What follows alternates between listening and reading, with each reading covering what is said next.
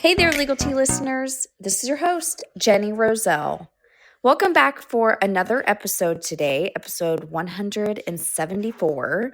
Today is a current trends topic where we talk about things going on currently that are relevant and pertinent to my estate and elder law world, and or maybe things I've seen on the news or stumbled across on social media. Today's episode is certainly a timely one. I'm sitting here scripting out this episode on November 7th, and it's just a few days after President Trump was reelected. Now, a big thing that often swings in different ways based on who is in the White House and who's in the Senate and the House is taxes. Because of Trump's reelection, he will soon be in the White House again. And with that, there are a lot of people that are in the legal and tax and financial space wondering what will happen with federal estate taxes. Now, let me give you some background first, and then we'll dive into kind of the now what post election. So, if you did not know, the federal estate tax exemption is supposed to sunset or decrease at the end of 2025. And many are wondering if that's actually going to end up happening. Now, before we even get started on that specific topic, I think it's incredibly important to get crystal clear on what the estate tax even is and like what I'm talking about. And I say this because so many people get the types of taxes confused. So, generally speaking, there are two types of taxes that are extremely pertinent to my little estate world, especially when someone passes away. So, first is inheritance tax, and second is estate tax. Now, one of the biggest differences between inheritance tax and estate tax is who gets taxed when it's pertinent. With inheritance tax, it is the beneficiary that is receiving the inheritance is who is getting taxed.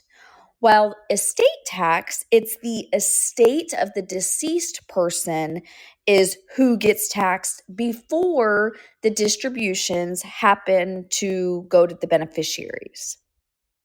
Now, here in my state of Indiana, they repealed the inheritance tax, but there are a small number of states that do still have a state inheritance tax. So be mindful of that. And it's something to know and remember that there is currently no federal inheritance tax, just state. And also, before I shift to estate tax, I also think it's pertinent to bring up income tax in relation to inheritance tax. And here's why. Because if you inherit, say, like an account that's pre tax dollars, and what I mean by that are accounts like IRA, like traditional IRAs, 401ks, 403bs, those type of accounts that are pre tax dollars. And when you start taking distributions out of those accounts as a beneficiary, or as the account owner, I should say, you will be taxed on it. But that's an income tax. That's not inheritance tax. So I just wanted to quickly clarify that. So shifting to estate tax, which is what this episode is technically about, this is the tax that happens on the estate of the deceased person before the beneficiary gets their inheritance. There is a federal estate tax, and even some states have a state estate tax. Annoyingly confusing, right? Now, the difference between a state estate tax and the federal estate tax is really who gets the tax dollars.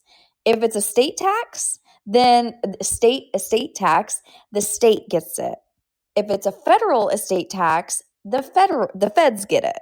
So even if you live in a state that does not have a state estate tax, there is a federal estate tax that we all have to be mindful of. Currently, as we sit here today in 2024, the federal estate tax exclusion amount is $13.61 million per person. So as a married couple, you actually get two of those. As a married couple, you get just over $27 million as an exemption. So what does that even mean?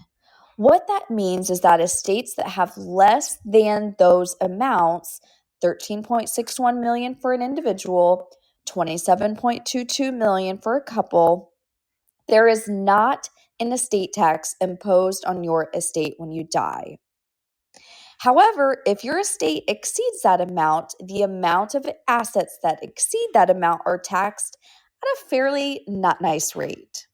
So it's it's something to be very mindful of, the federal estate tax, but it's also very important to be mindful of is that some of those states that I named, or some of the states that I referenced earlier that have a state estate tax, a lot of times their state exclusion amount is lower. It could be higher or lower technically, but it's typically lower. So you may be subject to a state estate tax and federal estate tax, or just one. And I hope that made sense. So that's where we stand currently. This episode, I referred earlier to how the federal estate tax exemption is supposed to sunset at the end of 2025. That is what is currently on the books supposed to happen. So to give you a little context of what I'm talking about, here's the scoop. In 2017, the Tax Cuts and Jobs Act passed, and through that, the federal estate tax exclusion amount increased from 5 million-ish to 10 million-ish, which over time has been adjusted to inflation. And that's why I'm saying ishes. And that's how we're currently at 13.61 million per person. Now, the thing about the Tax Cuts and Jobs Act is that it was a temporary thing because there's something called a sunset provision as part of it. And what does that mean? What it means is that without further action from Congress, the federal estate tax exclusion amount will go back to pre-Tax Cuts and Jobs Act, and of course will still be adjusted for inflation, which depending on the source would take us to somewhere between like 6 to 7 million per person. So between like 12 and 14 million as a married couple. So now one of the hot things to talk about in my nerdy little estate land is whether Congress will actually take any further action. And many thought it really was contingent on how election day went. And if you're wondering even what I mean, basically, Congress could alter the path that this is heading toward. So Congress could swoop in and say, nope, we're not going to let this sunset at the end of 25. Let's keep it really high at how currently I said it's 13.61 million for a single person, 27.22 million for a couple. So they could come in and say, nope, we're leaving it at those levels and we're not going to let it decrease.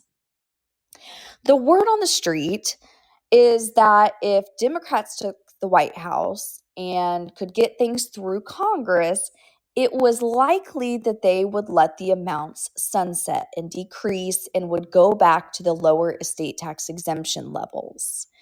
Alternatively, the word on the street was that if Republicans controlled the White House and Congress, they would likely extend the Tax Cuts and Jobs Act and not let the high exemption amounts expire. So now we sit here today. We know that President Trump was reelected, and the Republicans have significant control in the Senate and the House, so Congress. And I won't bore you with how those things work, kind of like within our, the tiers of our government. But it's definitely something every American should learn. So I would encourage you, if you don't understand how it works, do some research. But because there's a majority, it doesn't mean that it's a definite that Congress is going to step in and not let it sunset. So we will just have to see. We'll just have to see, guys. In my 13-year career so far, something I've learned in the estate space is not to react very dramatically. There have been so many times that the news and even politicians are saying XYZ, And really, XYZ does not happen at all. And sometimes it doesn't happen at all because they can't get it through Congress. So, because of that, I operate by what does the law currently say and go from there. The law currently says that it's going to sunset. So if your estate so happens to be in the millions like that, start planning now. Start seeking advice now. And actually, you may be a little behind the game. At this point, you're basically at about a year. And sometimes these things take a while to get put together. That's what I mean. Now, something else to consider, especially when the election results kind of simmer down a bit. Like I said, I wrote and recorded this just a few days after Election Day. So I would not sweat whether Congress is going to take action. If they do and they leave it high, then if you've done planning, then you're set. If the exclusion amount ever comes down, even if they do say to keep it, would they keep it high forever? We don't know. Probably not. And if they don't, as in Congress does not take action, or if the exemption happens to be lowered by the time you die, which is when the estate tax exemption actually matters, the time you die, you will sure be thankful you got your rear into gear and you got a plan in place. So to me, personally and professionally, this is my personal and professional opinion. This is all about assessing your risk, guys. My opinion is that if anything is done about the Tax Cuts and Jobs Act and the sunsetting estate tax exemption, it will probably be done in the 11th hour. Maybe I'm wrong, but that just seems to be how things happen around there.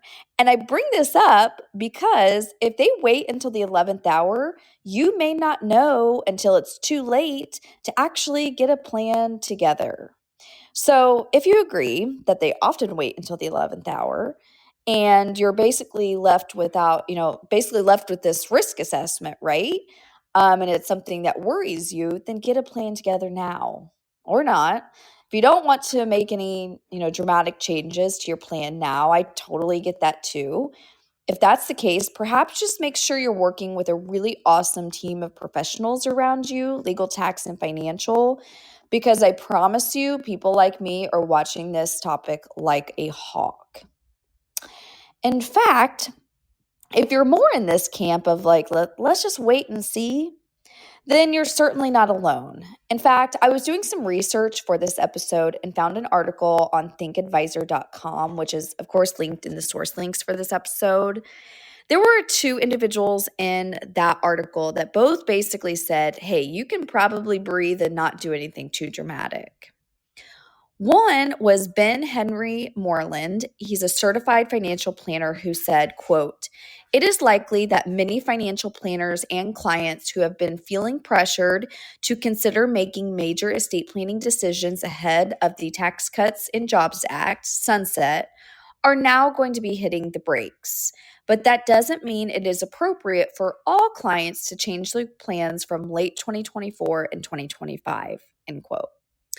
He noted, like I said earlier in this episode, there are state tax considerations to remember as well that are often lower than the federal level anyway. So still important regardless for those states that have a state estate tax. Another person interviewed for the article was Leslie Gillen Boner, the Chief Fiduciary Officer at Fiduciary Trusts International, and she agreed with Ben's comments and said herself, quote, "I believe there is clarity. Most provisions will likely be extended, so there is no rush to change estate plans, and most individuals can adopt a wait-and-see approach and do planning on their own timeline to use their remaining exemption amounts," end quote. So all of this is just something to consider, and especially even more timely with the recently elected Trump. Unfortunately, there's never a one-size-fits-all answer to anything in my world. Some may choose to go ahead and do additional tax planning just in case it doesn't sunset.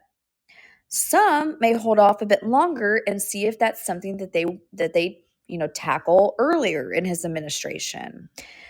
But some may even wait and, just kind of hold off and see what happens. And especially if it becomes the 11th hour I was talking about earlier, then 11th hour is better than it not sunsetting for those folks that are concerned about. So a final last comment, like the Think Advisor article also notes, is all of this really only applies to families who have several million in net worth.